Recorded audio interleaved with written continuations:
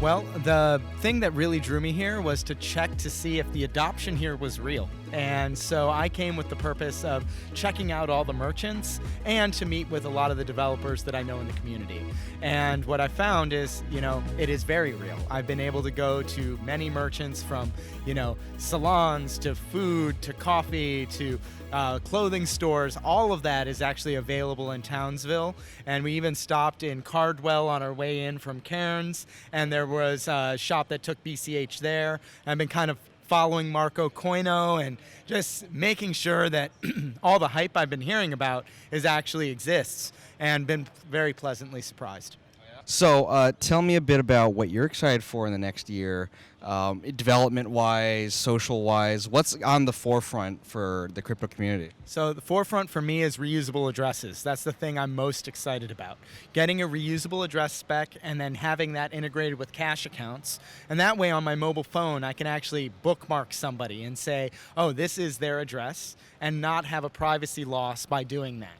So all of a sudden I can just send payments, and then the world of going back and forth, like, give me your address. Oh, okay, and then paying them goes away. It's literally, oh, how much do I owe you? And then you just send them money. And I think that's a huge usability win for us to get easy to use handles like cash accounts, but also be able to preserve the privacy of the end user by finishing the reusable address spec and getting that integrated into wallets. So that's probably my primary concern, and working with Imaginary Username and a couple of the other devs to make that a reality over the next 6 to 12 months. Wow. What is so integral about Bitcoin that really draws you in? Is it the uncensorability? Is it the speedy globalness of it? What is it about Bitcoin that drew you in? What drew me in was borderless, uncontrolled money. What I see is a lot of people are printing money, and inevitably in fiat systems, people print money and devalue their currencies over time. And there are a lot of economies that are struggling right now, whether you look at Venezuela or South Sudan or other areas of the world that have extremely high inflation rates. And then on top of that, you have 2 billion people that don't have financial services. Being able to provide financial services to anyone with a cell phone, allowing them to send money just like they would be able to send an email with low fees anywhere in the world with no one that can say no, I think is just a transformational technology for the world. How do we continue growing forward with that in mind? How do we continue a healthy growth forward?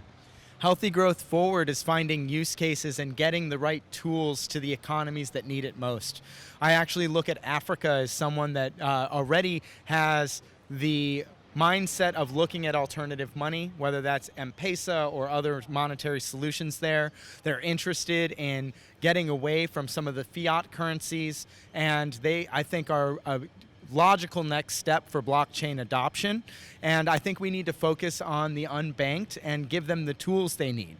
Simple wallets that are working, that any regular user can understand, and giving them a means to save wealth and improve the quality of remittance markets between different countries, I think is absolutely essential. Do you know a lot about M-Pesa and how it compares? Because last time I've had connections with Kenya, I've talked with people who said that it worked pretty well. I mean, obviously there are times when it goes offline and whatnot. What's the next step for actually saying no, not just M-Pesa, because that is still state controlled and whatnot?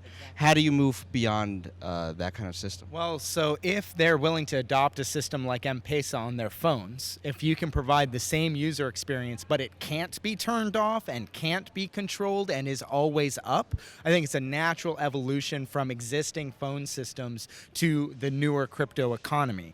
The users that are using M-Pesa, they're using it for convenience, and they're using it because they have the mobile phone infrastructure.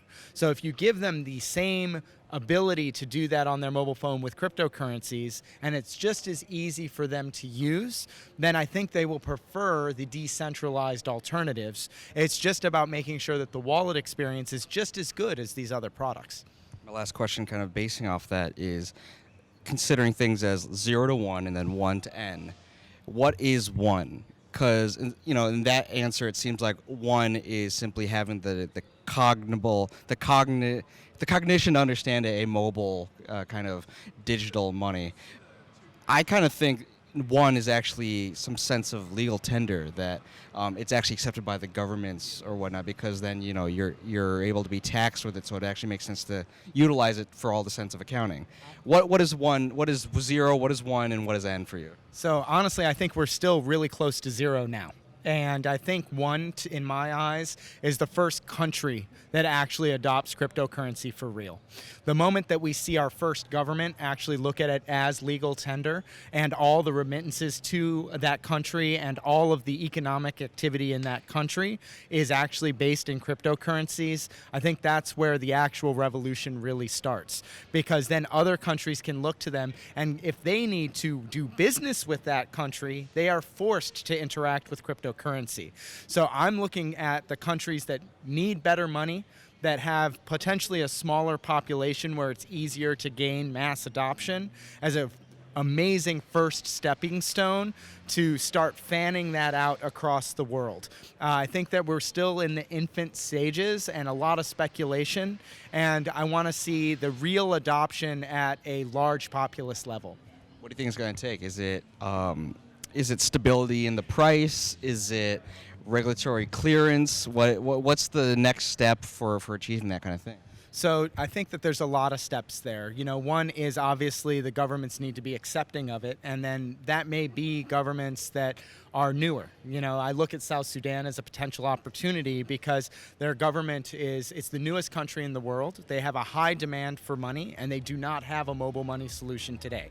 So if we could start working on countries that need these tools with very simple wallets that support older phone releases and older phone styles like Android 4, Android 5, older editions of iOS, and make sure that that payment experience is top notch, then I think that that's the focus that I would want to do.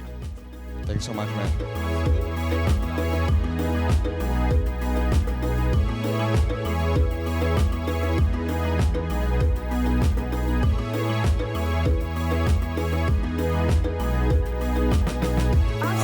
What's a favorite merchant, either food-wise? Have you got a haircut? Anything notable? What's your favorite? So actually, probably the Watermark has amazing food. We have the Bitcoin Cash meetup there tonight, and they were extremely positive about Bitcoin Cash. And then there was a little salon I went to. I'm forgetting the name.